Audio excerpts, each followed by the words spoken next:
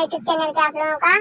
और मैं आप लोगों के बीच एक कहानी नाच गीत गाने जा रहे हैं, आप लोग इसको पूरा देखना, लाइक शेयर करना, सब्सक्राइब करना अगर नए हैं हमारे चैनल पे। तो पुइया के पानी में खारा से